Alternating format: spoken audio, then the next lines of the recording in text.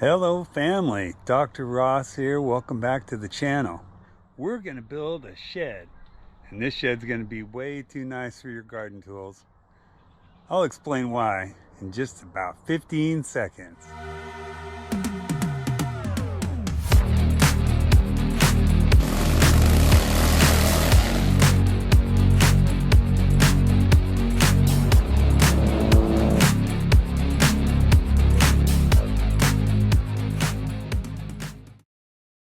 Why do we need such a nice shed?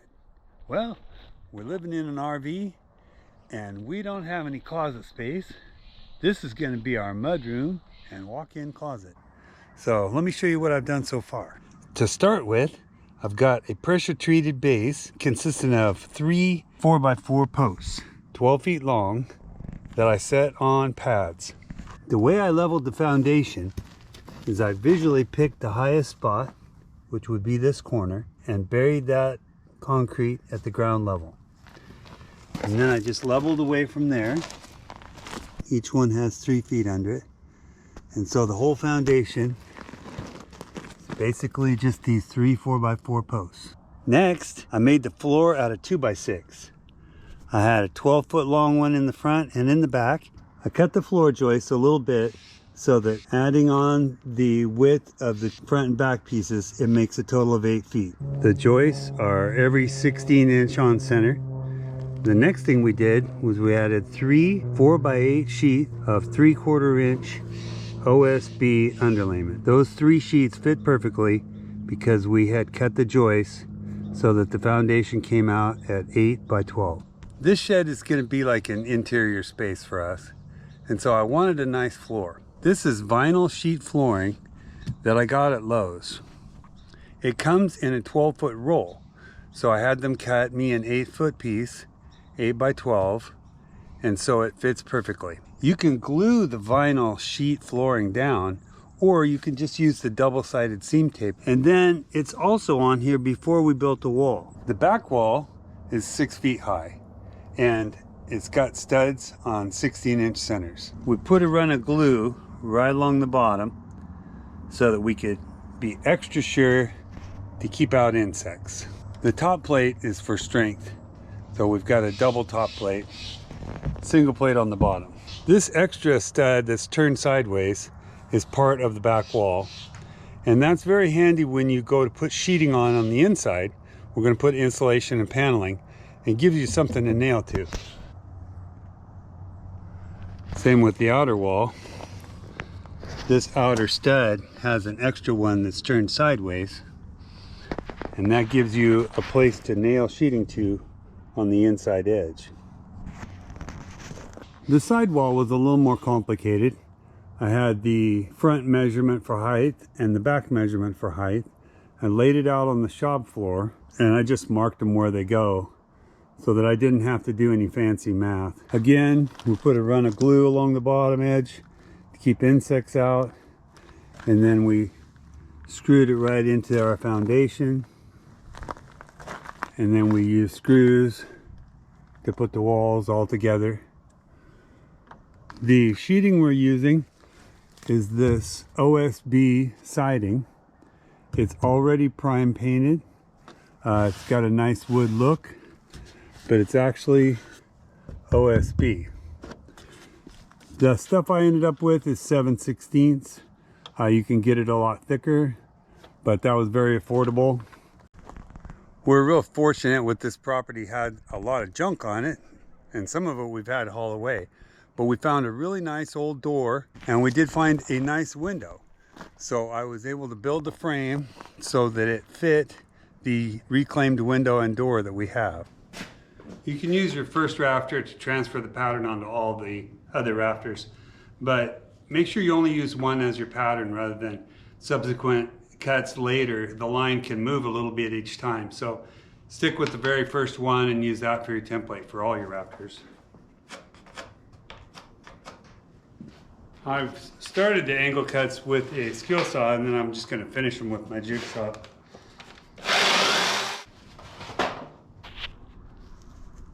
Alright, and there we go.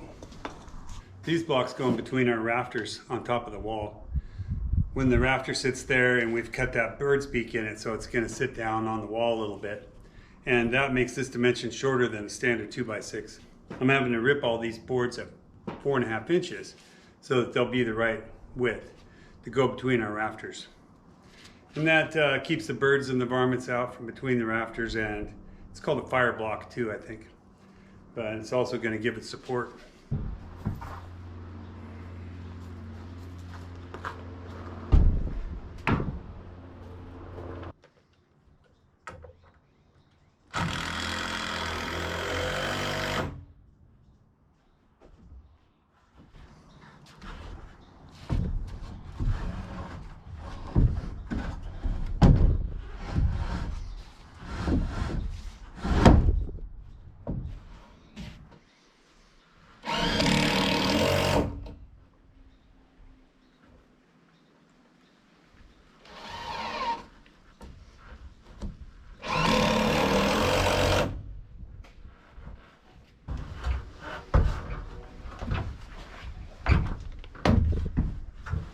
So I'm putting 2 toenails in each rafter, and then I'm also bolting it to the fire blocks that are going to go along the ridge.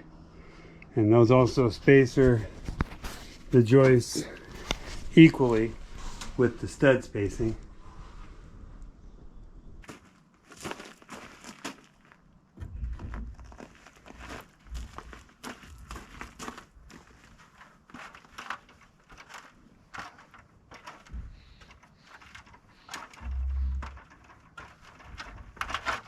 If it falls, just run.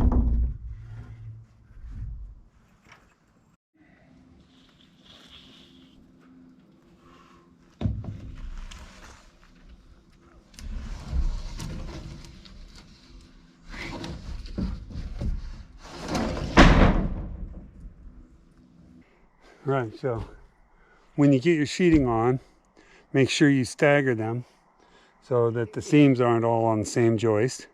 So that's why the ends are a little bit off, because these are staggered coming up. And I did trim the last one widthwise so that the front is already cut straight. But the sides I chose to cut them after.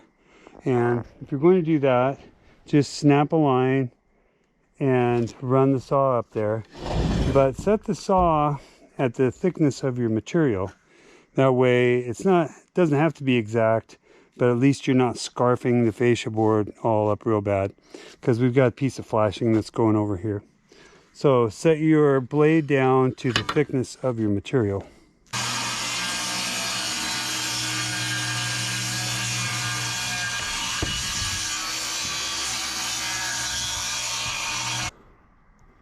Oh, it's getting pretty dark.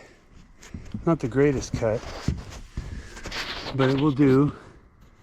And like I said, since I set the blade shallow, it didn't scarf up my fascia board too bad.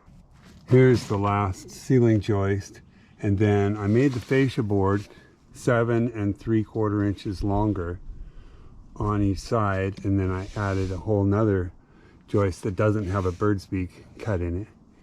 And this is all going to be covered by a soffit. There's more siding that comes in a 7 3/4 inch strip that's going to be covering all this and boxing it in to keep the birds out. So I added these spacers. These are 6 1/4, and to add the thickness of this one, that's your 7 3/4.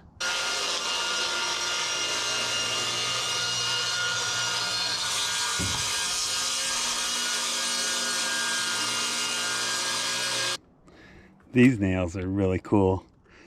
They're the automatic ones, automatic bending nails.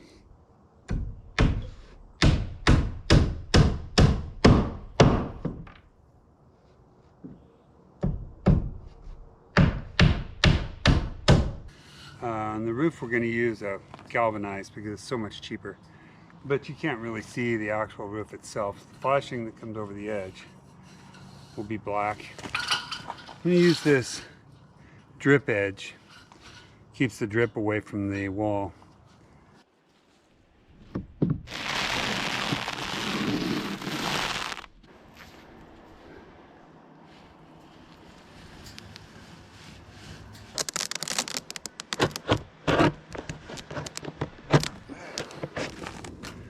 Found a bunch of this corrugated roofing on the property, and we're going to try to use it. Some of it's pretty rough, but I can cut some pieces out of it that I can use. And it wasn't quite enough, so we bought some new stuff too.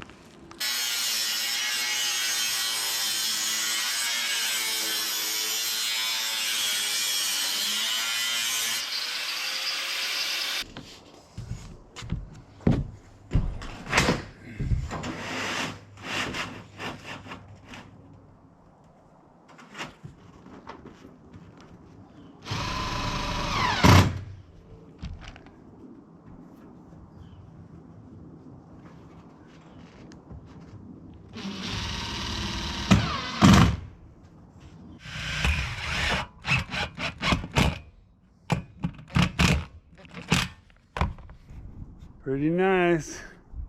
I use those pieces down there. I think it saved me about 60 bucks. Obviously now I wish I just would have spent the money and got all new, but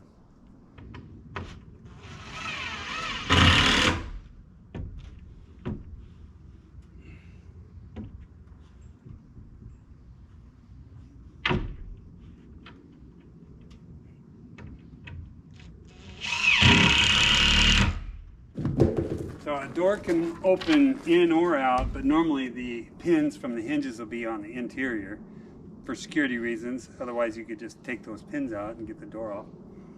So we're going to put it in there so it swings inside and see how that works, since that's the way the door was set up originally. I got the shim kit to put the door frame in, and one kit's supposed to be enough for one door, so of course I wanted two. Well, they're wedges, and if you have them in pairs, this is thinner, and as you squeeze them in front and rear, it becomes thicker.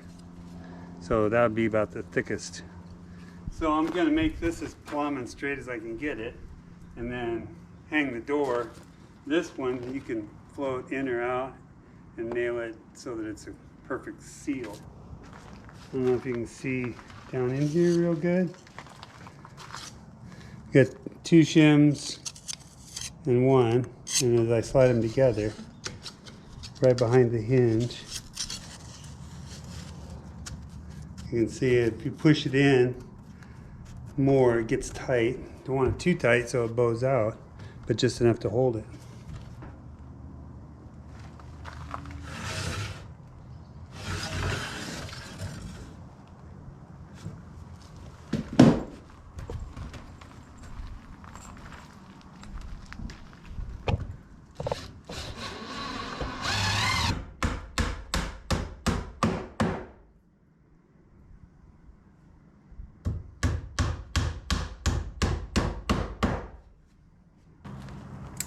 But these are supposed to be easy to snap off.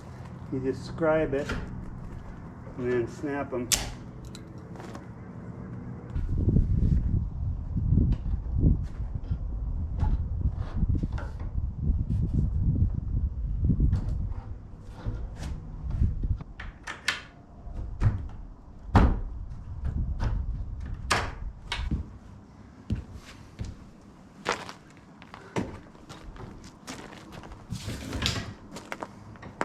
So we've got a big gap here at the bottom.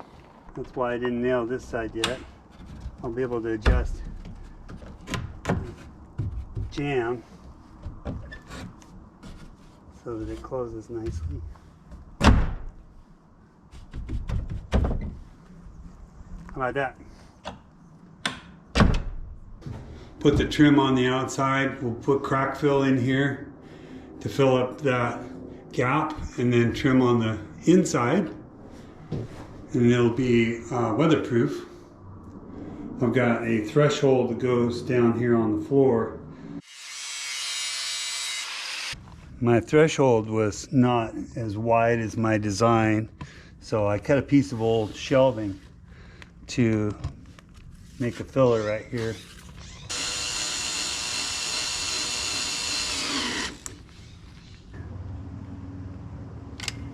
The construction glue on the trim isn't structural so much, it's for weatherproofing and insect proofing. after you've got the corner all trimmed out, we're putting a bead of painter's caulking in here. I chose black because it's paintable, but our trim is going to be black. In fact, we put the trim everywhere with a bead of painter's caulking to keep the bugs and the weather out. So once we get this painted, that'll be a finished product.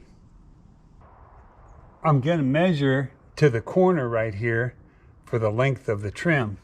Now I'm going to use my angle finder, also called a sliding T-bevel, but I call it an angle finder. And I'll set my saw to that angle. Make sure the saw is unplugged.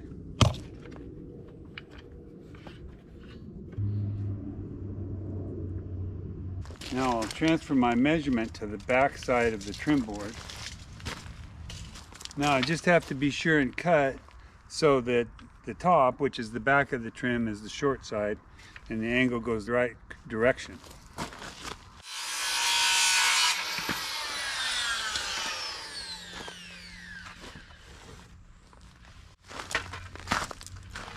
And now that angle should match the eave.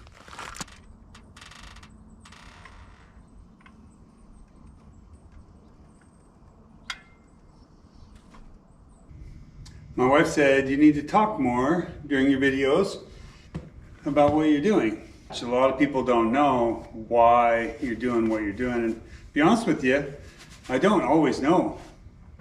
What we could do is we could have question and answers. We could have a thing called Ask Dr. Ross. And I'll be honest with you, if I don't know, or I don't know how I know, maybe I'm just guessing, sometimes I'm just winging it.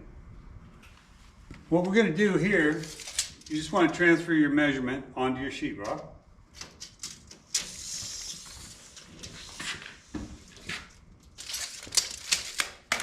Then we're going to use our straight edge to score the front paper on the sheetrock.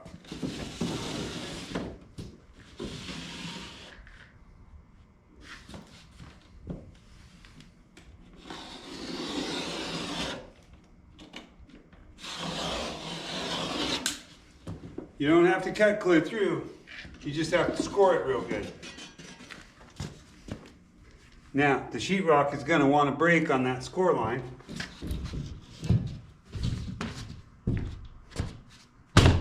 And then, I'm just going to slice the paper up the back.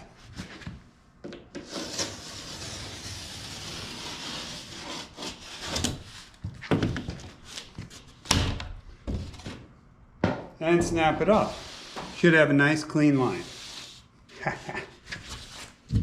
Perfecto!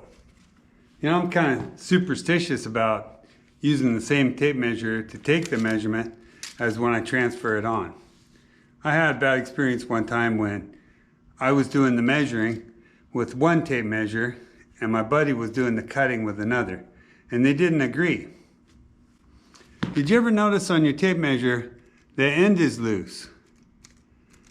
The end is loose on purpose, because if you're measuring inside, then the little tab moves in to compensate for the thickness of it. So that measurement. And then if you're measuring outside, the little tab will move out, and that compensates for the thickness of that little tab.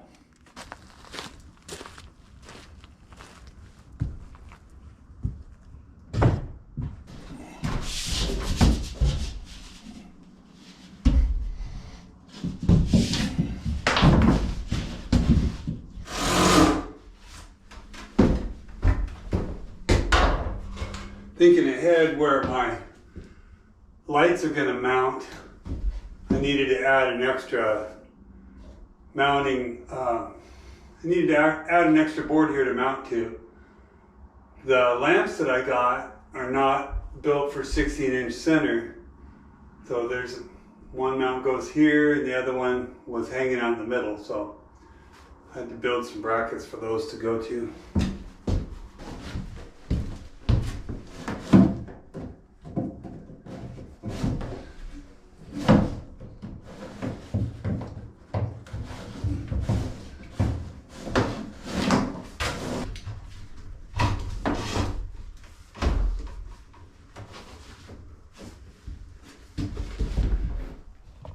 These plastic boxes have little flaps inside of them that you don't break out. It's like a Chinese fingers. You shove the wire through and it grabs onto it and holds it for you.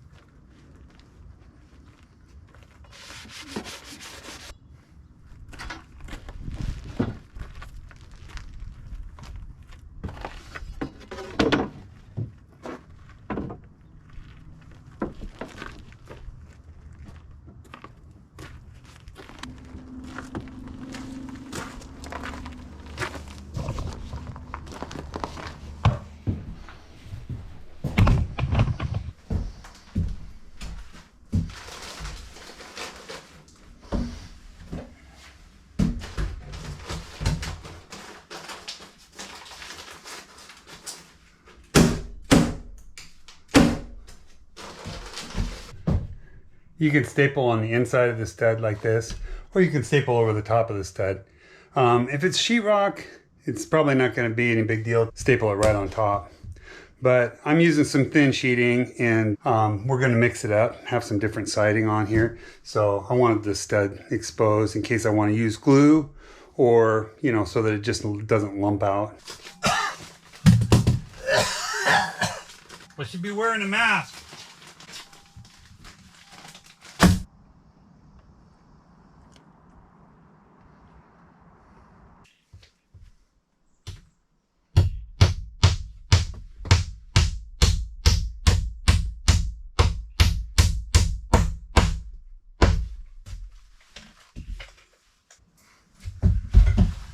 I'm installing these LED flat panel color changing lamps, and I think they're going to give me the effect of a skylight.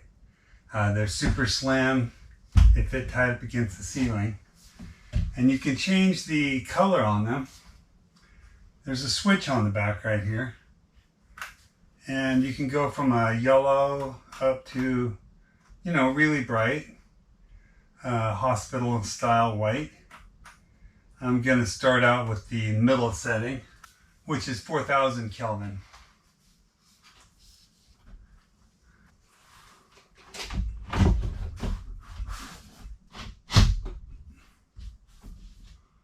So it slides onto the bracket like that. Really slick.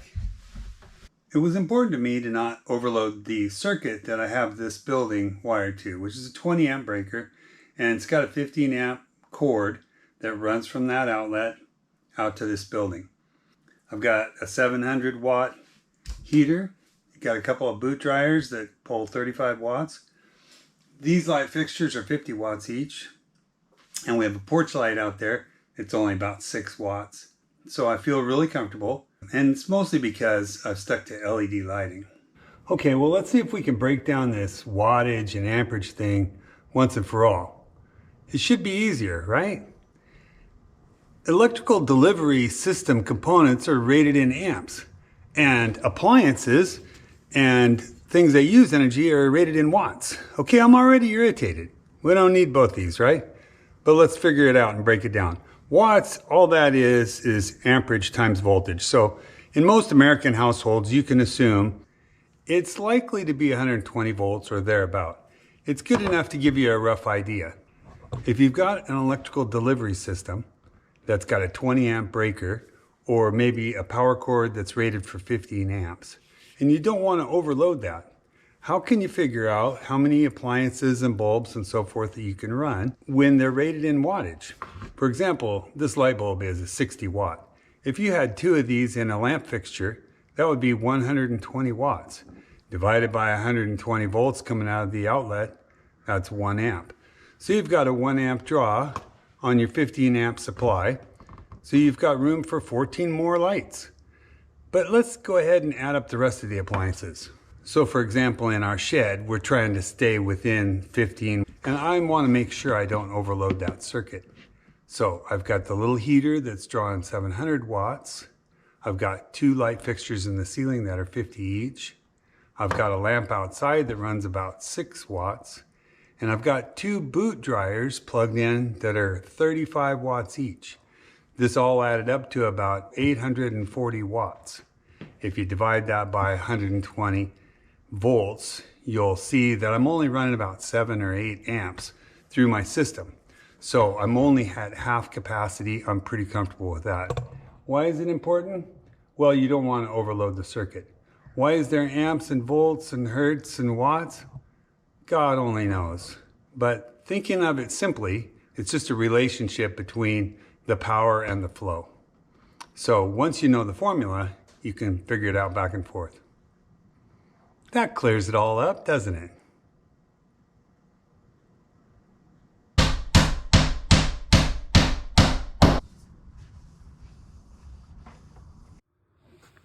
Thank you for following along. You know, you could make your very own luxury modern shed and make it any kind of space you like.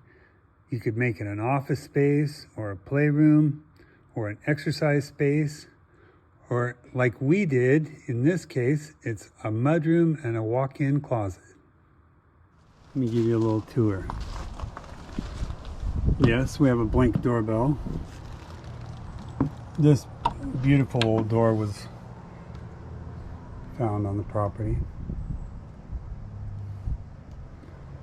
Got LED lighting. Plenty of shelving. My wife is the decorator, and she made this feature wall made from scrap woods that we found on the property.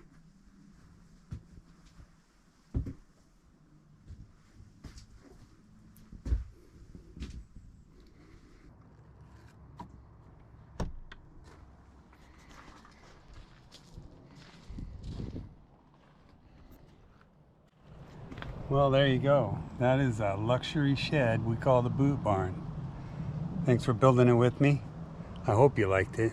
If you did, hit that like button and make sure and subscribe and share this so other people can join the fun. Thanks, and we'll see you in the next video. Rated in amps and appliances and things that use volts and amps multiplied together. Or the way it works is, I don't know why it's watts, amps, and volts, but all appliances and end result in an American household. So amps and volts and watts. It's just a formula. Basically, watts is basically the result of multiplying. So basically, it's just the result of multiplying.